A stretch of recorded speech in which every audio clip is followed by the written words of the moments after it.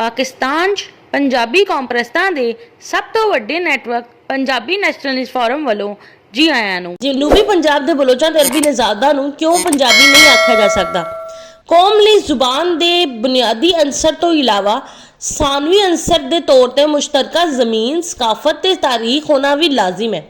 ਜਨੂਬੀ ਪੰਜਾਬ 'ਚ ਰਹਿਣ ਵਾਲੇ ਬਲੋਚਾਂ ਤੇ ਅਰਬੀ ਨਿਜ਼ਾਦਾਂ ਨੂੰ ਇਸ ਲਈ ਪੰਜਾਬੀ ਤਸਲੀਮ ਨਹੀਂ ਕੀਤਾ ਜਾ ਸਕਦਾ ਕਿ ਬਲੋਚ ਤੇ ਅਰਬੀ ਨਿਜ਼ਾਦ ਸਿਰਫ ਪੰਜਾਬੀ ਜ਼ੁਬਾਨ ਬੋਲਦੇ ਨੇ, ਲੇਕਿਨ ਬਲੋਚਾਂ ਤੇ ਅਰਬੀ ਨਿਜ਼ਾਦਾਂ ਨੇ ਡੇਰਾ ਵਾਲੀ ਪੰਜਾਬੀ, ਮੁਲਤਾਨੀ ਪੰਜਾਬੀ, ਰਿਆਸਤੀ ਪੰਜਾਬੀ ਦੀ ਜ਼ਮੀਨ ਤੇ ਹੁਣ ਤੱਕ ਕਬਜ਼ਾ ਕੀਤਾ ਹੋਇਆ ਹੈ। ਇਸ ਲਈ ਬਲੋਚਾਂ ਤੇ ਅਰਬੀ ਨਿਜ਼ਾਦਾਂ ਨੇ ਡੇਰਾ ਵਾਲੀ ਪੰਜਾਬੀ, ਮੁਲਤਾਨੀ ਪੰਜਾਬੀ, ਰਿਆਸਤੀ ਪੰਜਾਬੀਆਂ ਦਾ ਜਨੂਬੀ ਪੰਜਾਬ ਤੇ ਹੁਕਮਰਾਨੀ ਦਾ ਹੱਕ ਖੋ ਕੇ ਜਨੂਬੀ ਪੰਜਾਬ ਤੇ ਡੇਰਾ ਵਾਲੀ ਪੰਜਾਬੀਆਂ, ਮੁਲਤਾਨੀ ਪੰਜਾਬੀਆਂ, ਰਿਆਸਤੀ ਪੰਜਾਬੀਆਂ ਦੀ ਹੁਕਮਰਾਨੀ ਦੇ ਬਜਾਏ ਆਪਣੀ ਹੁਕਮਰਾਨੀ ਕਾਇਮ ਕੀਤੀ ਹੋਈ ਹੈ।